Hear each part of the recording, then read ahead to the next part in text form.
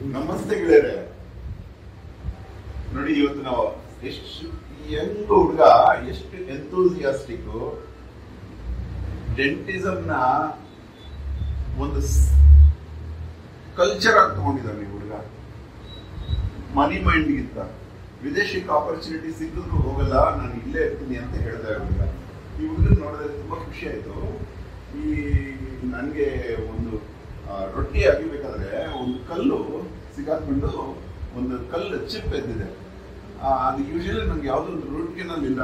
ಯಾಕಂದ್ರೆ ನಮ್ಮ ಅದೃಷ್ಟನೋ ಏನೋ, ನಮ್ಮ ಚಿಕ್ಕಬಳ್ಳಾಪುರ ಜಿಲ್ಲೆಯಲ್ಲಿ ಫ್ಲೋರೈಡ್ ಕಂಟೆಂಟ್ ಜಾಸ್ತಿ ಆಗಿ ಹಲ್ಲು ಸ್ಟ್ರಾಂಗ್ ಇದೆ ಅಂತ 32 ಹಲ್ಲು, ಆಕ್ಚುಲಿ 33 ಹಲ್ಲಿದೆ.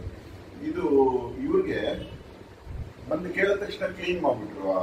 ನಾಲ್ಗೆ ಚುಚ್ಕೊಂಡು ರಫ್ ಆಗಿದ್ದೆ. ಅವಾಗ ಅವರು ಒಂದು ಮಾತು ಹೇಳಿದ್ರು, ನಿಮ್ಗೆಲ್ಲ ಕೇಳೋದ್ರಿಂದ ನೀವು ಡೆಂಟಲ್ ಕೇರ್ ಚೆನ್ನಾಗಿ ಮಾಡ್ತೀರಿ ಅಂತ ಈ ಅವ್ರ ಕೈಲಿ ಮಾತಾಡಿಸ್ಬೇಕು. ಬನ್ನಿ, ಶ್ರೀ ಗುರು ಡೆಂಟಲ್ ಕ್ಲಿನಿಕ್ PES ಕಾಲೇಜ್ ಪಕ್ಕದಲ್ಲಿ ಇಂಥ ಡೆಂಟಿಸ್ಟ್ ನ ನೀವು ಫಾಲೋ ಮಾಡಬೇಕು. ಬನ್ನಿ, ಕೇಳಿಪ್ಪ ಹೆಂಗಪ್ಪ ಹಲ್ಲನ್ನ ಮೇಂಟೈನ್ ಮಾಡಬೇಕು. ನಮಸ್ತೆ ಸರ್. ಆಕ್ಚುಲಿ ನೀವು ನನ್ನ ಕ್ಲಿನಿಕ್ ಬಂದಿದ್ದು ನನ್ನ ಸೌಭಾಗ್ಯ. ಆಕ್ಚುಲಿ ಸರ್, ನಾವು ನನ್ನ ಪೇಷಂಟ್ ಬರೋರು ಏನು ಹೇಳ್ತಾರೆ, ನಾನು ಚೆನ್ನಾಗಿ ಬ್ರಷ್ ಮಾಡ್ತೀನಿ, ತುಂಬಾ ಹೊತ್ತು ಬ್ರಷ್ ಮಾಡ್ತೀನಿ, ಬ್ರಷ್ ಮಾಡಿದ್ರು ಕೂಡ ನನ್ನ ಹಲ್ಲು ಈ ತರ ಇದೆ. ಮತ್ತು ಇನ್ನೊಂದು ಜನ ಹೇಳ್ತಾರೆ, ಚೆನ್ನಾಗಿ ಬ್ರಷ್ ಮಾಡ್ತೀನಿ, ಅದು ನನ್ನ ಹಲ್ಲು ಅಳಗಾಡ್ತಾ ಇದೆ, ಮೂವ್ ಆಗ್ತಾ ಇದೆ ಅಂತ ಹೇಳ್ತಾರೆ. ಬಟ್ ಏನಂದ್ರೆ ನಮ್ಮ ಹಲ್ಲು ಇದೆಯಲ್ಲ, ಅದು ಇರೋದು ವಸಡು, ನಮ್ಮ ಮೂಳೆ ಒಳಗಡೆ, ಮೂಳೆ ಸುತ್ತಮುತ್ತ ಇರೋದು ವಸಡು. ಆಯ್ತಾ? ನಾವು ಹಲ್ಲನ್ನ ಎಷ್ಟು ಕೇರ್ ತಗೋತೀವೋ, ಅದನ್ನ ಹೇಗೆ ರಕ್ಷಿಸ್ತೀವೋ ಅದ್ರ 10 ಪಟ್ಟು ನಾವು ವಸಡನ್ನ ಕೇರ್ ತಗೋಬೇಕು ಸರ್. ಹೇಗಂದ್ರೆ ಈಗ ನಾವು ಇಮ್ಯಾಜಿನ್ ಮಾಡಿದ್ರೆ ಇದು ಹಲ್ಲು ಅಂತ ಅನ್ಕೊಂಡ್ರೆ, ಆ ಹಲ್ಲು ಇರೋದು ಸುತ್ತಮುತ್ತ ಮೂಳೆ, ಅದ್ರ ಮೇಲೆ ಇರೋದು ಇದು ವಸಡು ಅಂತ ಅನ್ಕೊಂಡ್ರೆ, ಈ ವಸಡಿನ ಸುತ್ತಮುತ್ತ ಪಾಚಿ, ನಮ್ಮ ನೀರಿನಲ್ಲಿರುವ ಪೋಷಕಾಂಶಗಳು ಇರ್ತಾವಲ್ಲ, ಅನ್ವಾಂಟೆಡ್ ಪೋಷಕಾಂಶಗಳು ಕೂಡ ಅಂಟ್ಕೊಳ್ಳೋದಕ್ಕೆ ನಾವು ಕ್ಯಾನ್ಸರ್ಸ್ ಅಂತ ಹೇಳ್ತೇವೆ. ಫುಡ್ ಡೆಬ್ರೀಸ್, ಆಹಾರದಲ್ಲಿ ಆಹಾರ ಅಂಟ್ಕೊಳ್ಳುತ್ತೆ, ನೀರಲ್ಲಿರೋ ಅಂಶಗಳು ಕೂಡ ಅಂಟ್ಕೊಂಡಾಗ ಅದು ಪಾಚಿ ಆಗಿ ಅದನ್ನ ಕ್ಯಾಲ್ಕುಲಸ್ ಅಂತ ಹೇಳ್ತೀವಿ ಸರ್. ಆ ಕ್ಯಾಲ್ಕುಲಸ್ ಏನ್ ಮಾಡುತ್ತೆ ಅಂದ್ರೆ, ನಮ್ಮ ವಸಡಿಗೆ ಅಂಟಿ ಅದರಲ್ಲಿರೋ ಸೂಕ್ಷ್ಮ ಮೈಕ್ರೋ ಜೀವಿಗಳು ಇದೆಯಲ್ಲ, ಅದು ನಮ್ಮ ವಸಡನ್ನ ಡಿಸ್ಟ್ರಾಯ್ ಮಾಡುತ್ತೆ. ವಸಡಿ ಡಿಸ್ಟ್ರಾಯ್ ಮಾಡಿದಾಗ ಒಳಗಡೆ ಪಸ್ ಎಲ್ಲ ಕ್ರಿಯೇಟ್ ಆಗುತ್ತೆ, ಅದು ಒಳಗಡೆ ಮೂಳೆನ ಡಿಸ್ಟ್ರಾಯ್ ಮಾಡುತ್ತೆ ಸರ್. ಮೂಳೆ ಡಿಸ್ಟ್ರಾಯ್ ಆದ್ರೆ ಹಲ್ಲು ಅಳಗಡೆ ಸ್ಟಾರ್ಟ್ ಆಗುತ್ತೆ. ಇದು ನಮ್ಮ ಪೇಷಂಟ್ಸ್ ಗೊತ್ತಿರಲ್ಲ. ಇಲ್ಲ, ನಾನು ಹಲ್ಲನ್ನ ಚೆನ್ನಾಗಿ ನೋಡ್ಕೊತೀನಿ, ಬಟ್ ಆದ್ರೂ ಹಲ್ಲು ಅಳಗಾಡ್ತಾ ಇದೆ. ಬಟ್ ನಾನು ಹೇಳಿದ್ರೆ, ಹಲ್ಲನ್ನ ಎಷ್ಟು ಕೇರ್ ತಗೋತೀವೋ ವಸಡನ್ನ ಅಷ್ಟೇ ಕೇರ್ ತಗೋಬೇಕು ಸರ್. ಅದರಿಂದಾಗಿ ನಮ್ಮ ಹಲ್ಲುಗಳು ನಮ್ಮ ಹಲ್ಲನ್ನ ಎಷ್ಟು ಸಾಫ್ಟ್ ಬ್ರಷ್ ಇಂದ ಮಾಡಬೇಕು, ಮತ್ತೆ ಕ್ಲೀನ್ ಮಾಡಬೇಕು, ಮತ್ತೆ ಎಷ್ಟೊತ್ತು ಬ್ರಷ್ ಮಾಡಬೇಕು, ಯಾವ ರೀತಿ ಮಾಡಬೇಕು ಸರ್? 2 ರಿಂದ 3 ನಿಮಿಷ ಸಾಕು ಸರ್ ಬ್ರಷ್ ಮಾಡೋದು.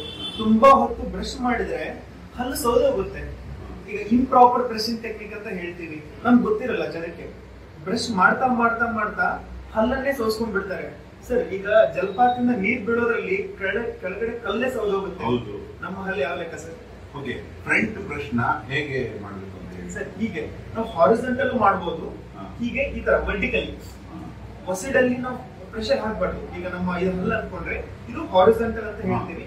ಹೀಗೆ ವರ್ಟಿಕಲ್ ಸ್ಟ್ರೋಕ್ಸ್ ಕೊಡ್ತಾ ಹೋಗ್ಬೇಕು. ಆಗ ಜಾಸ್ತಿ ಫೋರ್ಸ್ ಎಲ್ಲ ಹಲ್ಲುಗೂ ಇದೆ. Horizontal vertical. ಮತ್ತೆ ಈ ಮೇಲ್ಭಾಗನ ಅದು ನಾರ್ಮಲ್ ಸರ್. ನಾರ್ಮಲ್ ಆಗಿ ಒಳಭಾಗನೂ ಕೂಡ ನಾವು ಸ್ಟ್ರೋಕ್ಸ್ ಕೊಡ್ತಾ ಹೋಗ್ಬೇಕು. ನಾವು ರಫ್ ಆಗಿ ಇಂಪ್ರಾಪರ್ ಟೆಕ್ನಿಕ್ ಇಂದ ಮಾಡಿದಾಗ ಹಲ್ಲುಗಳು ವೀಕ್ ಆಗ್ತಾ ಹೋಗುತ್ತೆ. ನಾವು ಯಾವ ಯೂಶಲಿ ಈ ಹಳ್ಳಿಯವರು ಚಾರ್ಕೋಲು ಮತ್ತೆ ಈ ಇದನ್ನ ಯೂಸ್ ಮಾಡ್ತಿದಾರಲ್ಲ, ಬೇವಿನ ಕಡ್ಡಿ, ಅದು ಎಷ್ಟು ಒಳ್ಳೇದು ಅಂದ್ರೆ ಸರ್? ಅದು ಒಳ್ಳೇದೇ, ಅದು ಕೂಡ ಫೈಬರ್ಸ್ ಅಂತ. ಈಗ ನಾವು ಕಡ್ಡಿಯಲ್ಲಿರೋ ಕಡ್ಡಿ ಕಚ್ಚಿಯವರು ಮಾಡ್ತಾರೆ, ಅದು ಒಳ್ಳೇದೇ. ಬಟ್ ಅಟ್ ದ ಎಂಡ್ ನಮ್ಗೆ ಏನಾಗ್ಬೇಕು ಅಂದ್ರೆ, ನಮ್ಮಲ್ಲಿರೋ ಒಂದು ಬಯೋಫಿಲ್ಮ್ ಫಾರ್ಮ್ ಆಗಿರುತ್ತೆ ಹಲ್ಲಿನ ಲೇಯರ್, ಅದು ಹೋಗ್ಬೇಕು. PES ಕಾಲೇಜ್ ಶ್ರೀನಗರದ ಪಕ್ಕ ಒಂದು ಶ್ರೀ ಗುರು ಡೆಂಟಲ್ ಕ್ಲಿನಿಕ್ ಅಂತ ಒಂದು ಕ್ಲಿನಿಕ್ ಇದೆ. ಅದರ ವೈದ್ಯರು ನಮ್ಮ ಅಪ್ಪಾಜಿ ಗೌಡ್ರು. ಹುಡುಗ ಮೂರ್ತಿ ಚಿಕ್ಕದಾದ್ರು ಕೀರ್ತಿ ದೊಡ್ಡದವ್ರು. ಚಿಕ್ಕ ವಯಸ್ಸು, 1992 ಬಂತು. ಆದ್ರೆ ಅದ್ವಿತೀಯ ಡಾಕ್ಟರ್ ಅಂತ ಹೇಳ್ಬೋದು. ಯಾಕಂದ್ರೆ ಇವಾಗ ಒಬ್ರು ಪೇಷಂಟ್ಗೆ, ಪೇಷಂಟ್ ಇನ್ನೂ ಹಲ್ಲು ತೆಗೆದೇ ಇಲ್ಲ ಅಂದ್ರೆ ಈ ಹುಡುಗ ಅವಾಗಲೇ ತೆಗೆದ್ಬಿಟ್ಟಿದ್ದ. ಅಂದ್ರೆ ನೋವಿಲ್ಲದೆ ದಂತ ಚಿಕಿತ್ಸೆ ಮಾಡುವಂತಹ ಅದ್ಭುತ ವಿದ್ಯೆ ಕೈ ಚಳಕ ಹುಡುಗಂದಾಗಿದೆ.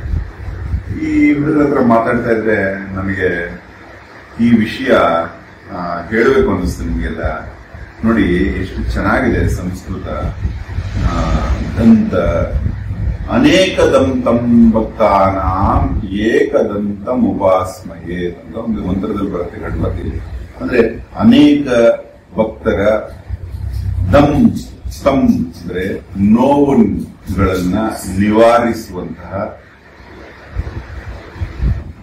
ಏಕದಂತ ದೇವರಿಗೆ ನಮೋಸ್ತುತೆ.